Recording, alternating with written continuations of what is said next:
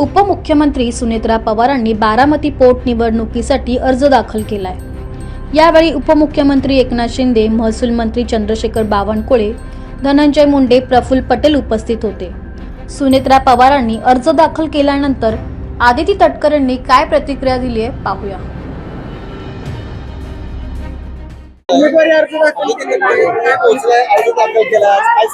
ते खरं तर आमच्या सगळ्यांसाठी, कार्यकर्त्यांसाठी, अजितदादांच्या सर्व सहकाऱ्यांसाठी, सबंध बारामतीकरांसाठी हा एक अतिशय भावनिक क्षण आहे। कोणालाही वाटलं नव्हतं की दादांच्या व्यतिरिक्त ही कधी बारामतीची निवडणूक होऊ शकेल, पण आज आदरणीय सुनेत्रा काकींनी अर्ज दाखल केलेला आहे आणि आम्ही खरं तर सगळ्या पक्षाच्या नेत्यांना साथ घातलेली आहे की काकींची ही निवडणूक बिनविरोध झाली पाहिजे। दादांचं राज्यासाठी, या भूमीसाठी असणारे योगदान, सर्व पक्षांसोबत असणारे त्यांचे अतिशय मैत्रीपूर्वक आणि सलोख्याचे संबंध आणि महाराष्ट्राची एक राजकीय परंपरा राहिलेली आहे, त्यातून सर्व पक्षांनी हा बिनविरोध निवडणूक करण्याचा निर्णय घ्यावा असा आम्ही सगळ्यांना साथ घातलेली आहे।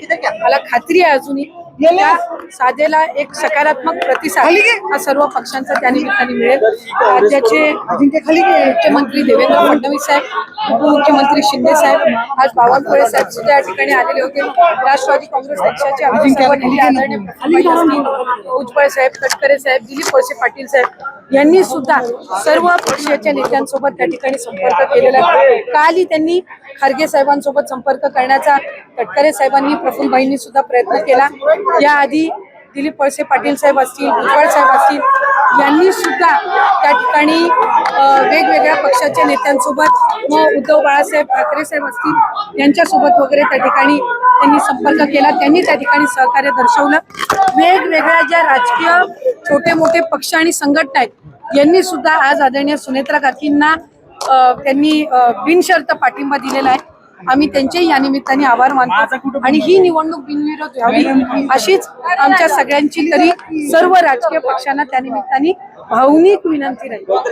उमेदवारी अर्ज दाखल करण्यात आलेला आहे। आम्ही तरी त्यांना त्या ठिकाणी त्यांच्या वरिष्ठांना आमची विनंती आणखी सुरू आहे की दादांचं जे अपघाती निधन झालं त्याच्या पश्चात दादांच्या सगळ्यांसोबतच सलोख्याचे संबंध राहिलेले आहेत। काँग्रेस आणि राष्ट्रवादी काँग्रेस पक्ष यांनी आघाडी म्हणून सुद्धा 15 वर्ष आदरणीय अजितदादांचे सहकारी म्हणून ते त्या ठिकाणी राहिलेले आहेत। त्यामुळे त्या सगळ्या याचा सकारात्मक विचार करून त्यांनी आदरणीय सुनेत्रा काकींची निवडणूक ही बिनविरोध करावी अशी आमच्या सगळ्यांची त्यांना विनंती। ज्या प्रशासकीय इमारतीत आता अर्ज भरला गेला त्या प्रशासकीय इमारतीच्या गेटवर सकाळी एक फ्लेक्स लावण्यात आलं होतं आणि तटकरे आणि पटेल जी दादांच्या समर्थकांकडून बॅनर लावला होता। खरं तर अशा जी काही वृत्ती असेल त्यांची, जी कोण असतील त्यांची मी खरं तर अतिशय नम्र शब्दामध्ये मी निंदा करीन। कारण आदरणीय सुनेत्रा काकी ज्या पार्श्वभूमीवर त्या ठिकाणी ही निवडणूक लढवत आहेत, ही बारामतीकरांची पुरोगामी भूमी म्हणून ओळखली जाते। इथं अशी परंपरा नाही। इथं सर्व जाती, समाज, सर्व धर्म यांचा आदर करणारी ही भूमी आदरणीय पवार साहेबांनी या ठिकाणी प्रतिनिधित्व केलं। त्यांनी यातून देशाचं आणि राज्याचं प्रतिनिधित्व केलं। आदरणीय दादांनी 6 वेळा उपमुख्यमंत्री म्हणून त्या ठिकाणी याच मतदारसंघातून निवडणूक लढवली। अनेक दिग्गज मंडळी याची या भूमीला पार्श्वभूमी लागलेली आहे। त्याच्यामुळे काही ठराविक मंडळींनी केलेलं ते कृत्य असेल, पण आज ज्या वेळेला आदरणीय सुनेत्रा काकी अतिशय महत्त्वपूर्ण पाऊल हे त्या ठिकाणी त्यांच्या जीवनातला हा सर्वात खरं तर संघर्षाचा किंवा सर्वात खऱ्या अर्थानं आव्हानात्मक आणि भावनिक कठीण काळ असताना त्यांच्या समोर तरी अशा पद्धतीनं कुणीही कृत्य करू नये अशी माझी त्या निमित्ताने एक कार्यकर्ता म्हणून त्या ठिकाणी राहील।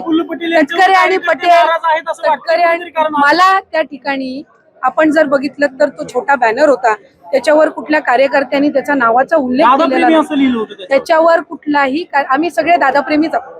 आमचा सगळ्यांचा जीवापाड जीव दादांवर होता आणि ही गोष्ट कोण नाकारू शकत नाही। जितकं रक्ताचं नातं तितकंच दादांनी आमच्यासोबत सुद्धा जुळलं। आमच्यासारखे कार्यकर्त्यांना त्यांनी पाठबळ दिलं, त्यांनी तयार केलं। कधीही जाती समाजाचं राजकारण न करणारा नेता म्हणजे अजितदादा। त्याच्यामुळे जे कोणी लावलेलं असेल त्यांना माहिती आहे, पण बारामतीच्या भूमीला ते शोभणारं नव्हतं एवढं मी एक कार्यकर्ता म्हणून सांगू इच्छिते। आणि तटकरे साहेब असो, प्रफुल्ल पटेल साहेब असो, भुजबळ साहेब असो, मुश्रीफ साहेब असो, धनंजय मुंडे साहेब असो, दिलीप वळसे पाटील साहेब असो, कार्यकर्ता म्हणून आम्ही सगळे असो, आम्ही आदरणीय सुनेत्रा काकीच्या पाठीशी आम्ही ठाम पद्धतीनं आहोत.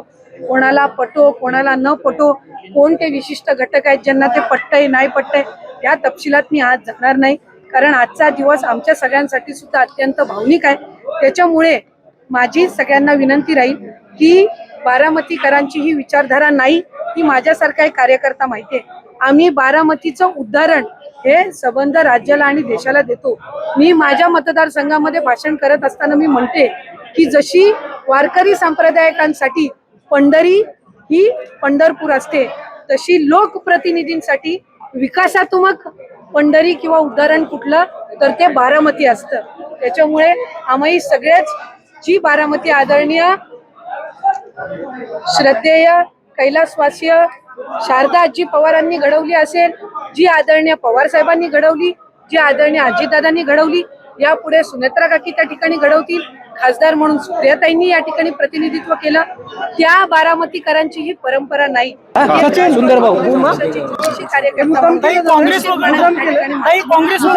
काँग्रेस वगळता सगळ्या महाविकास आघाडीतील पक्षांनी पाठिंबा दिलाय का सुनेत्रा पवारांना? आज बहुतांशी जे राजकीय पक्ष आहेत, ज्या विविध संघटना आहेत, यांनी पत्र देऊन प्रत्यक्ष त्या ठिकाणी हजर राहून आदरणीय सुनेत्रा काकींना पाठिंबा दिला.